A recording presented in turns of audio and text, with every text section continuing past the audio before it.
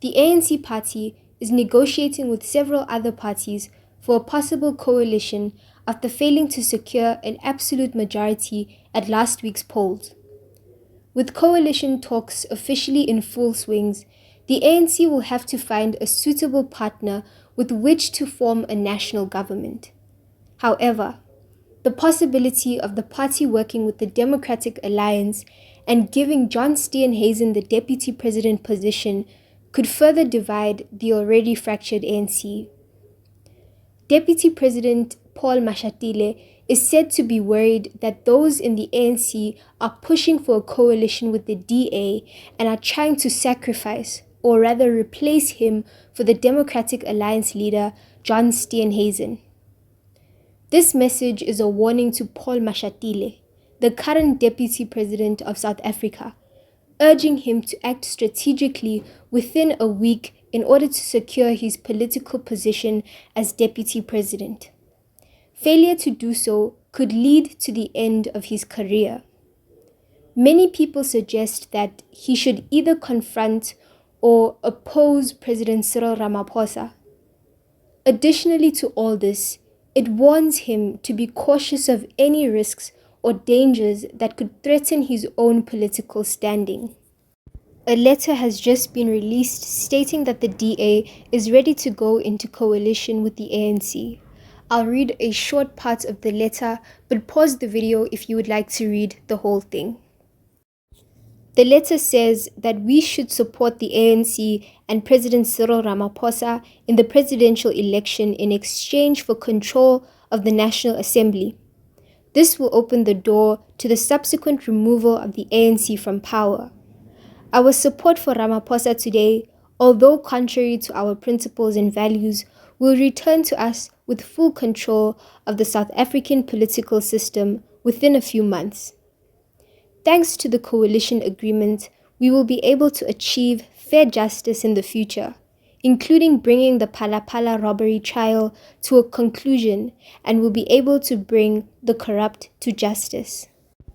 It seems as though the DA's main objective is to initiate what they call a soft coup, to get rid of Ramaphosa and ensure Steenhuisen as president.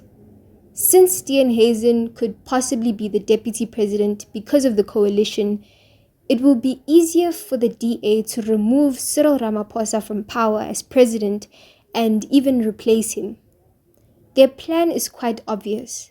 They want to put Steenhuisen as deputy president, then get Ramaphosa implicated and possibly arrested for the Phala farm scandal.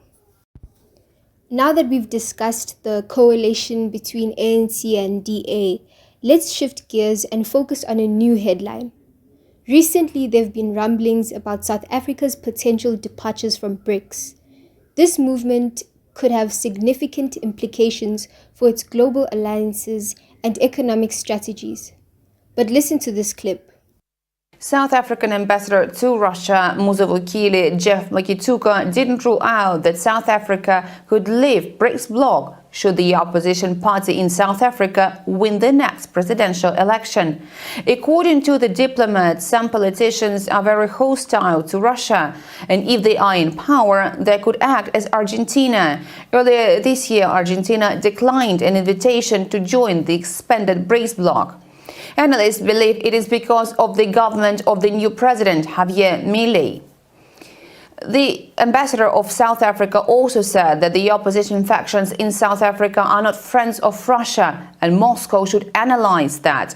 The diplomat also said that South African authorities will not be able to ensure the safety of the Russian president in case of his visit to the country because of the warrant issued by the ICC for his arrest. And the laws of the country will not be changed for one person. Dasha Chernashova, SABC News, Moscow. In simpler terms, South Africa is thinking about leaving BRICS. The reason, you may ask? Some political parties in South Africa, especially the DA, are not very fond of Russia. This decision to leave was depending on who would win the 29 May 2024 elections. But since the ANC is still in power, things might not change, stay the same rather. But if the DA were to win the elections, they could have decided to leave BRICS because they are not exactly pro-Russia. Now, if you've made it this far into the video, thank you for tuning into our discussion today. We strive to keep you informed with the latest updates and insights. Don't forget to like, subscribe, and feel free to comment down below to let us know your thoughts. Stay connected for more engaging content. And until next time, stay informed, stay empowered, and have a wonderful day. Thank you.